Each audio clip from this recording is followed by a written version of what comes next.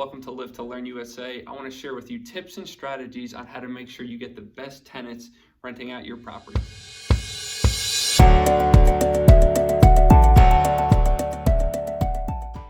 Ensuring you get the right tenants is one of the most important things you can do as a real estate investor providing rental properties. So I really think about it, there's two fundamental ways, right? So you have the first requirements that you set for enabling renters to apply to your place, and then you have your vetting process to make sure everything lines up in the way that you want it to. So to kick things off on the minimum requirements, these are things that I ask my real estate agent to include in the initial email when people are interested in my property. So number one, I don't want smokers. Two, I ask for a credit score greater than 600. I like 600 because people in the 600 to 650, they might have had just a small mistake on their credit and they can't apply, they're not eligible for mortgages. So you don't want to have it higher than 600 because then you'll miss out on some good candidates potentially. Your income has to be at least 3 times your rent. So this is just a good hard number to have. It's to ensure that the person is going to have the solvency to pay their rent. No eviction history, no criminal history, and then provide clearly what my additional rent is for pets. So maybe 30 to 50 bucks a month additional, and then any limitations that you want to include yourself on the size or breed of that animal. So these are important to get out early and in front of because you want to, there's actually a lot of laws in fair housing, making sure you're not discriminating against people. So clearly having these criteria set out helps you identify a hard list of things. You could say, I'm sorry, you don't meet this, so we're not going to rent it to you. So you have a backstop to lean against. So now, after you have that initial sent out for your initial filter, now it gets to your vetting process. And I've had such good success just going through this and having great renters who are very responsive, they pay on time, they're good to my properties.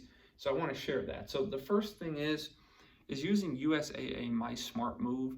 This is an online platform that it enables you to send an application. All you have to do is create an account and you send applications to prospective tenants where they fill out, they pay 40 bucks. You get access to their estimated monthly income. You get access to their eviction history, criminal history, and credit scores. So a really good means to look at their overall picture at a quick glance, that the technology allows you to do that, which is super helpful. And then along with your application, something you want to make sure that you have is you're requesting 2 most recent bank statements, 2 most recent pay stubs, and then your previous landlord's contact information. So why are these 3 things critical? The bank statements, it really gives you insight to, is this person providing, is it everything adding up, right? Is their previous rent amount showing what it was? Is their car payment showing a similar number? Sometimes I've gotten things where people just give me their business bank statements, or there's $30,000 going in and then $31,000 going out in huge chunks. Again, it's a red flag. Then if it doesn't make sense, probably you're getting some paperwork that's not really theirs or it's manipulated. So if you see red flags there, you want to just kick them and deny them. The pay stubs, really, they help you estimate that income, right? Making sure their income's at least 3 times, making sure that their recent pay stubs, that they're actually still employed, and seeing that money go into their bank account is another helpful way to see, is everything adding up in their financial picture? And then their previous landlord, it's always good to have. You could give them a call or just see where that location was, make sure it's actually like a property, maybe it was on Zillow, previously rented. And again, you could just try to get these different ways of seeing, is everything adding up in the tenant's application?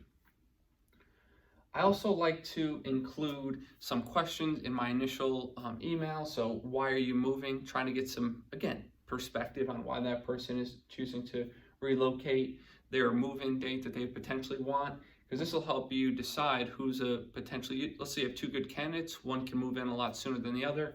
That's a reason to go with another candidate. Pets, right, getting that out in the open, understanding what's in there. Understanding how many people occupy the property is another great question, right? Do they have kids? Do they have friends that they think they're going to live there? Because everyone in that over the age of 18, you're going to want to have them fill out an application so you can understand through the My Smart Move, all the important details, credit, criminal history, etc. Are you employed?